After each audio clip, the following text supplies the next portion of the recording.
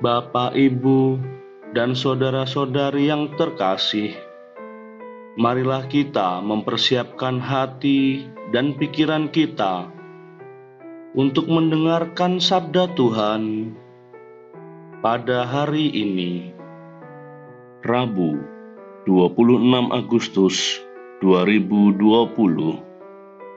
Bacaan pertama.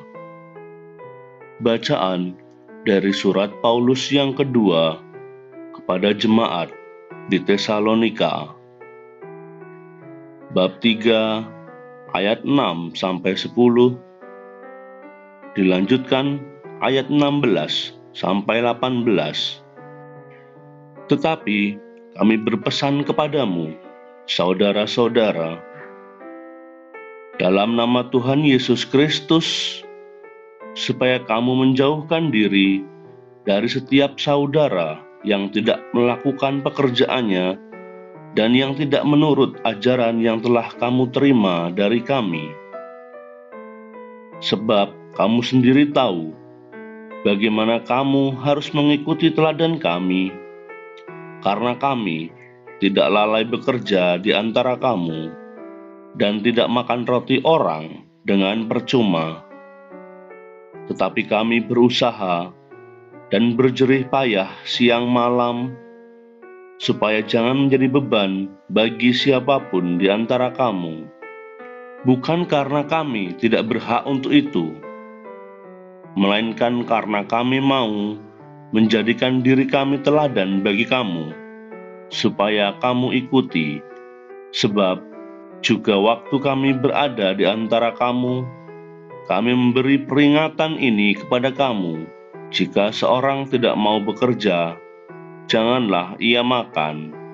Dan ia, Tuhan damai sejahtera, kiranya mengaruniakan damai sejahteranya terus-menerus dalam segala hal kepada kamu. Tuhan menyertai kamu sekalian. Salam daripadaku, Paulus. Salam ini kutulis dengan tanganku sendiri. Inilah tanda dalam setiap surat. Beginilah tulisanku. Kasih karunia Yesus Kristus, Tuhan kita, menyertai kamu sekalian. Demikianlah sabda Tuhan. Syukur kepada Allah. Tuhan beserta kita, sekarang dan selama-lamanya. Inilah Injil Yesus Kristus menurut Matius. Dimuliakanlah Tuhan. Injil Matius bab 23 ayat 27 sampai 32.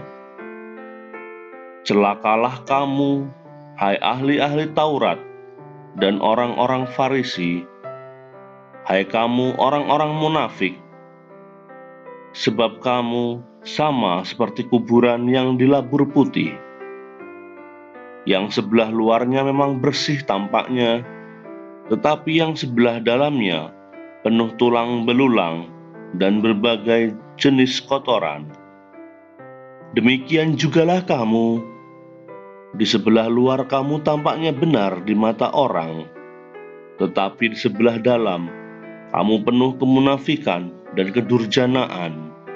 Celakalah kamu, hai ahli-ahli Taurat dan orang-orang Farisi, hai kamu orang-orang munafik, sebab kamu membangun makam nabi-nabi dan memperindah tubuh orang-orang saleh, dan berkata, jika kami hidup di zaman nenek moyang kita, tentulah kami tidak ikut dengan mereka dalam pembunuhan nabi-nabi itu.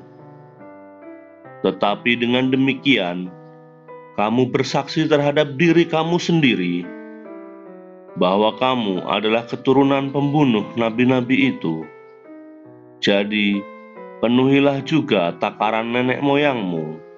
Demikianlah Injil Tuhan. Terpujilah Kristus. Bapak, Ibu, dan saudara-saudari yang terkasih, dewasa ini di Indonesia banyak orang yang diduga korupsi menyebut Komisi Pemberantasan Korupsi sebagai lembaga yang busuk karena KPK sering melakukan operasi tangkap tangan dan memenjarakan para koruptor. Juga ada sekelompok orang yang merasa dirinya suci, menyebut orang lain sebagai kafir, mengucilkan orang lain, menghina, dan membunuh orang atas nama agama dan kepentingan politik. Orang-orang baik dan jujur adalah musuh besar mereka. Mereka bangga dengan sikap satanik itu, serta masih merasa diri sebagai tokoh panutan masyarakat. Mereka merasa paling baik di antara semua orang. Tindakan mereka sangat kontras dengan orang yang telah bertumbuh secara rohani dan dekat dengan Tuhan. Mereka melihat bahwa semua yang dilakukannya merupakan tugas perutusan dari Allah. Sukses dalam pelayanan merupakan suatu anugerah Allah, dan mereka merasa malu untuk bercerita tentang apa yang telah mereka lakukan kepada orang lain atau untuk komunitas. Mereka selalu tulus mengapresiasi setiap pelayanan orang lain, dan ketulusan itu menjadikan nama mereka terpuji di antara semua orang. Kecaman Yesus terhadap orang-orang Farisi dalam Injil hari ini menolong kita untuk selalu mawas diri, agar selalu melihat Allah sebagai pusat dan sumber dari semua yang kita terima. Hendaknya kita bekerja dengan tekun dan jujur sebagai seorang hamba untuk kemuliaan Allah dan keselamatan sesama. Kita harus tetap rendah hati melihat kesuksesan pelayanan kita yang menjangkau hati banyak orang. Kita dipanggil untuk mengikuti Kristus, maka itu juga berarti kita hidup menurut teladannya, hidup dengan jujur dan tulus terhadap siapapun.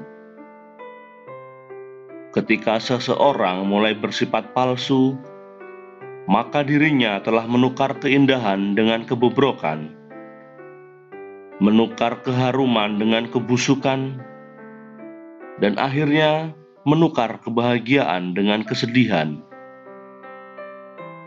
Tidak ada yang senang dengan kepalsuan. Karena itu, kita juga perlu berjuang untuk bersikap jujur dan tulus kepada siapapun. Jangan biarkan kepalsuan menguasai kita. Sebaliknya, tebarkanlah ketulusan dan persahabatan yang hangat dengan semua orang. Ya Tuhan, semoga kami tetap optimis untuk lebih kreatif dan tekun menjalankan tugas pelayanan kami demi kehendak-Mu bagi hidup kami. Amin.